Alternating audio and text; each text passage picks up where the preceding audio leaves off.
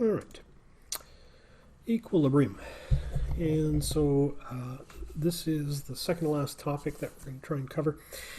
We're going to try and cover a fair bit of information today, and see how we go from there. Later this week also we will post the last large assignment, and so you'll have all that stuff to deal with. So this is the second topic that we have to cover this week. This is going to be a busier week than normal, and it may actually take a little bit more than 3 hours, but we've got a fair bit of work to do still, just to make sure that we can cover all the things that we want to. All right, so when we talked about reaction rates in the previous session, there's a forward direction that we're normally talking about. However, there are a lot of types of reactions which the reverse reaction occurs simultaneously with the forward reaction. And what we see is kind of the net result of the two. And so normally what we see in a chemical reaction is that the reaction stops when it appears that nothing more is happening. So up till now we've always interpreted that as we've run out of reactants and all we have is the products. In most chemical reactions though, that is not exactly the case. What we actually see is that the forward reaction slows down as it nears completion, and the reverse reaction increases. And so when you get to a point where the two reaction rates are actually the same, that's where the chemical reaction is actually stopped, or apparently stopped. So this is what we call an equilibrium, a dynamic equilibrium. And we make use of this in a lot of industrial applications because it comes in very handy. Because what happens in an equilibrium is you can stress it. And a stress is any kind of a factor that upsets the balance of that equilibrium once it's established. And it changes either the forward reaction rate or the reverse reaction rate. So let's talk about some of the different types of equilibria. The first one we're going to look at is a vapor-liquid equilibrium. So this is a phase change type of situation, and we often have situations where we have a liquid and the liquid starts to evaporate, and so over time you run out of liquid. Now that's in an open situation, so if you've got an open system, that's what happens. However, you can have a situation where in a closed system, the gap above the surface of the liquid will fill up with vapor until it reaches an equilibrium situation where the amount of liquid turning to vapor is the same as the amount of vapor turning back to liquid. And that's what we're talking about in this situation. The equilibrium constant expression is the rule which is based on rate law that we use to express how these concentrations change over a period of time and compare the forward and the reverse equilibria or reaction rates to each other. All right, so what do we have to have in order to establish an equilibrium? We have to have the forward rate and the reverse rate being equal. Now there's a couple of ways to identify when a system has achieved an equilibrium. First of all, when you see no more macroscopic changes. So you look at it and nothing seems to happen anymore compared to when the reaction was apparently going. So there's no more color change, there's no more change of state, there's no more pressure change, those kinds of things.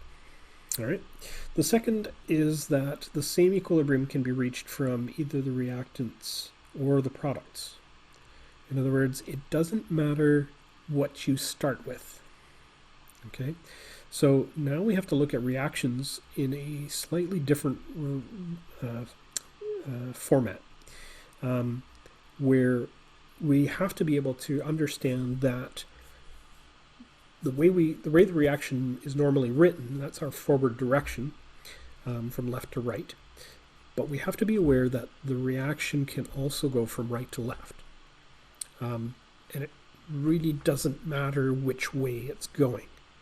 Okay, so we can establish an equilibrium from either direction. Okay, the forward and reverse is simply relative to the way the reaction is written down.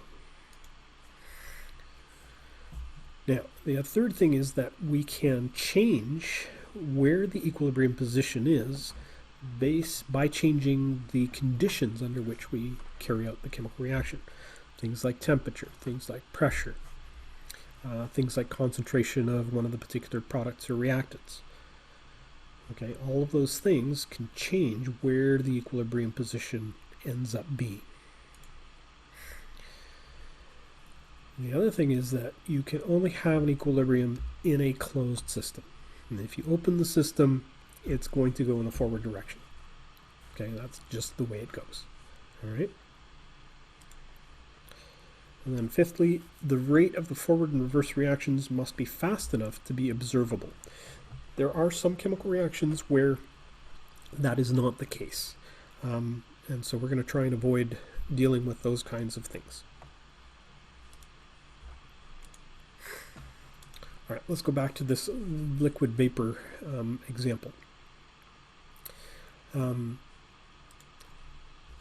explanation that I mentioned earlier is this one written out. You put a pot of water on the stove, the pot of water will evaporate. If you put the lid on, what happens is that you get a vapor buildup of the liquid inside the container, and then you end up with an equilibrium going from liquid molecules going into the vapor phase and vapor phase molecules going back into the liquid phase. All right, and this is the equilibrium that is then set up. Once the equilibrium is established, it's the rate of condensation and the rate of evaporation. They happen to be the same. When you're talking about solids,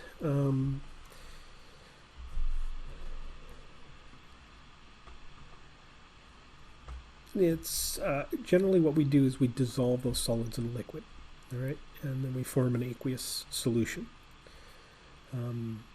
So when water is exposed to air, a certain amount of oxygen gas becomes dissolved in the water. All right, and so this is another kind of a phase change sort of equilibrium. Okay, solids dissolving in a liquid is another example. So if we take potassium sulfate, or copper 2 sulfate, we can dissolve that into water, and if you have lots of extra copper 2 sulfate, so there's a little pile in the bottom of the beaker, then an equilibrium is established where the rate of the copper 2 sulfate dissolving is the same as the copper 2 sulfate going back onto the solid crystal. And actually you can observe this by putting a pile of salt in a liquid, letting it sit, and you'll find that the pile actually changes shape over a period of time. It's kind of cool.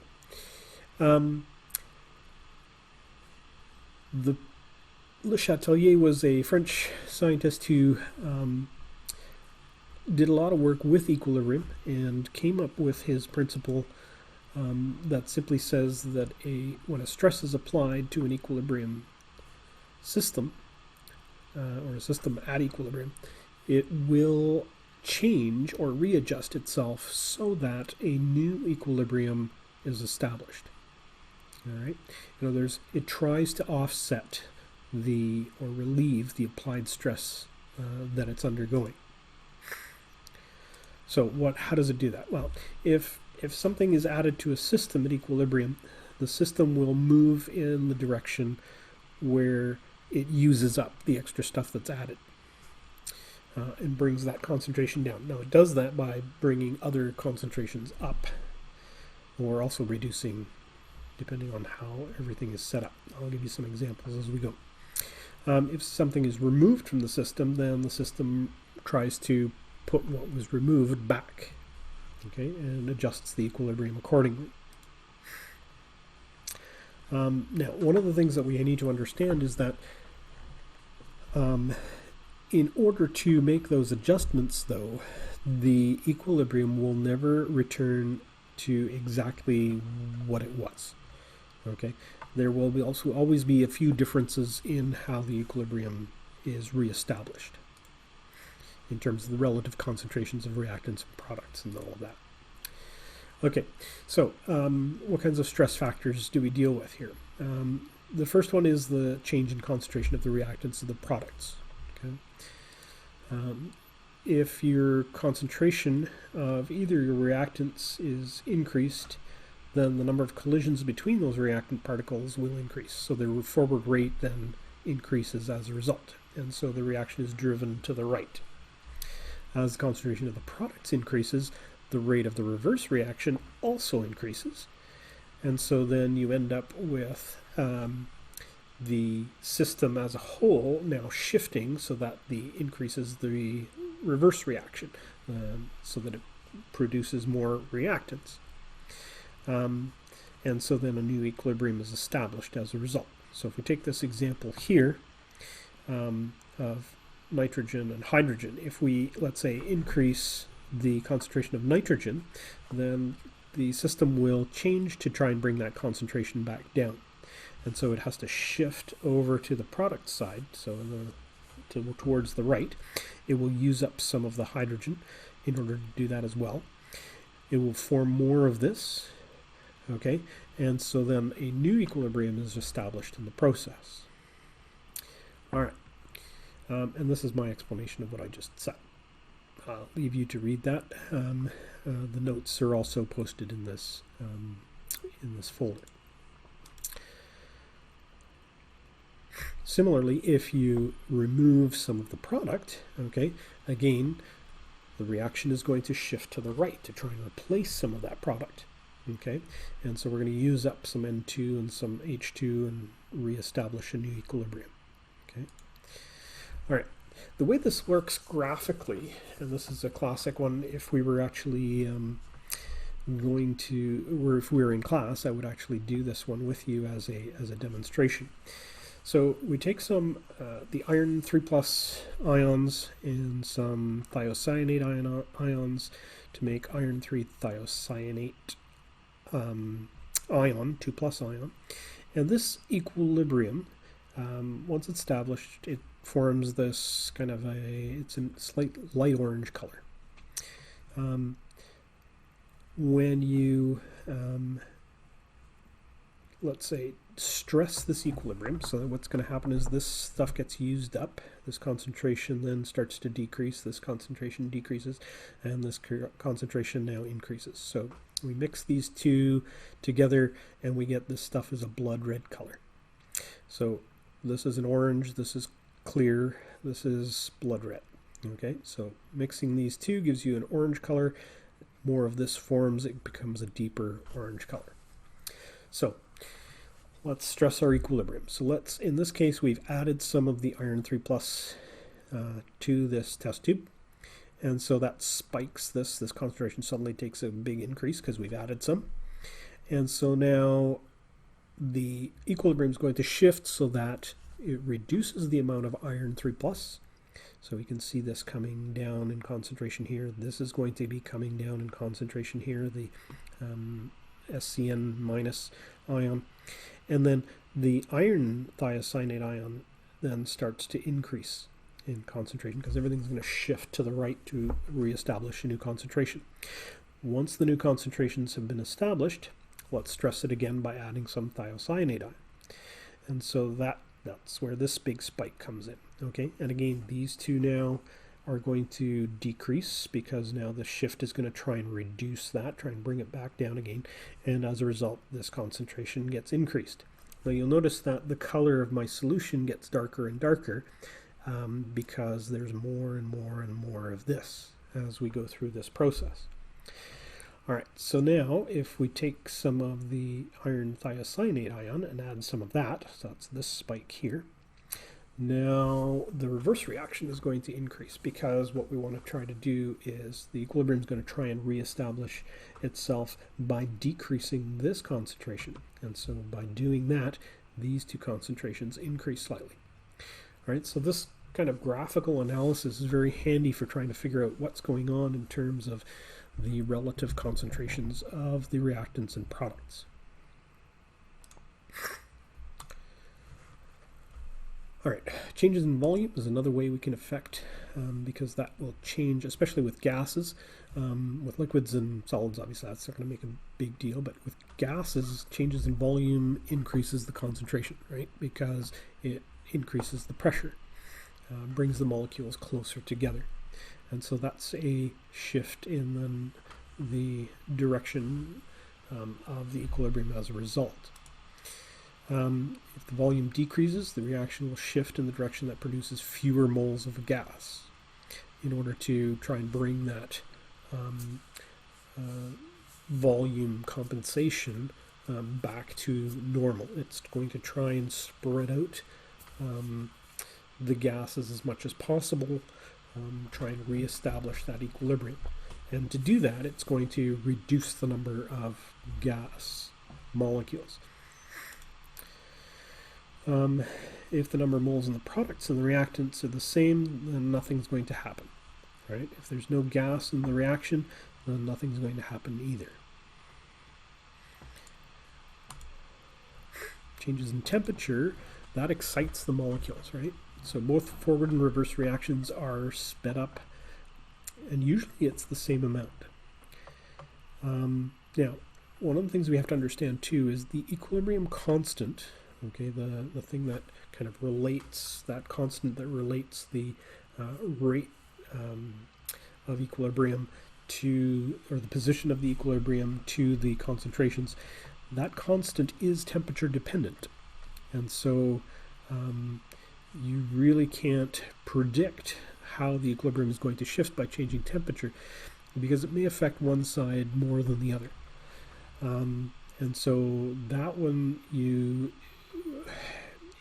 it's a very difficult one to predict, and so we don't try to determine that in most cases.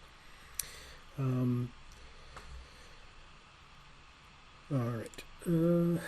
So if we have this example here, if we increase the temperature in this situation, if we look at where the energy is, so if it's an exothermic reaction, the energy is going to be on the product side.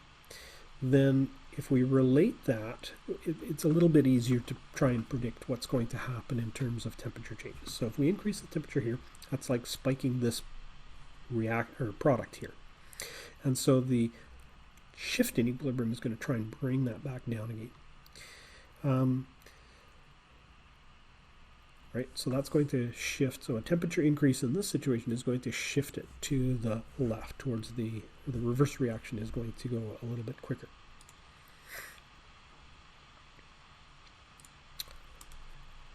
All right, pressure is the last one that we're going to look at. Pressure only affects gases, again. In most gaseous reactions, reactants products are under the same conditions. Increasing the pressure will move the particles closer together, increasing the concentration of all the particles. And then you have to look at the equilibrium and how that affects. Again, we look at trying to alleviate the greatest increases on whichever side they happen to be. So, all right, so the law of mass action of the law of chemical equilibrium is simply written in such a form that we relate to the forward and reverse reactions comparatively. All right, so if I have this type of a reaction equation where the small a's, the lowercase a's are the coefficients, the larger case a's are the compounds, then what we're trying to do is at a particular temperature, because the temperature is the only thing that's going to affect the value of K. At a particular temperature, the equilibrium constant then is equal to the concentration of the products, the product of the concentration of the products, over the product of the concentration of the reactants, and each of those concentrations are raised by the relative coefficient related to that reactant or product. Okay, so that's our equilibrium constant.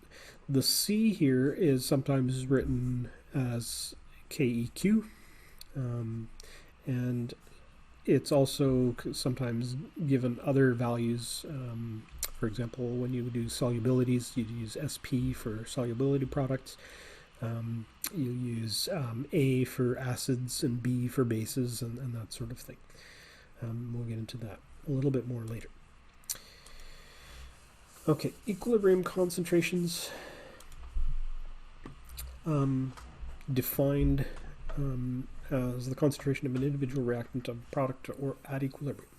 So an equilibrium concentration may be a certain value, and then use that to determine the concentration of the reactants when the product or Kc value is already given.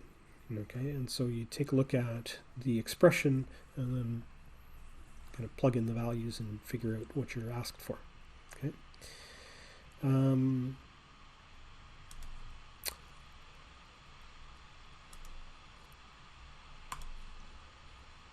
All right, so when you're dealing with equilibriums, the first thing, of course, is to balance the chemical equation if you haven't already. And then write out the equilibrium law expression that corresponds to the chemical equation.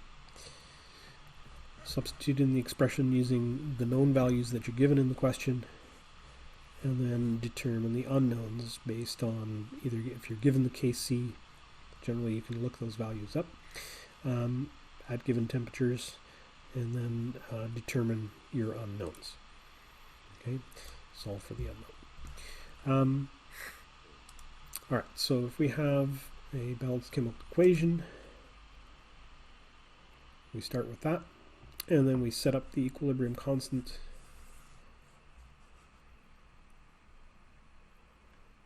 Now, you'll find that in the example questions given in the textbook, they will use this Q value.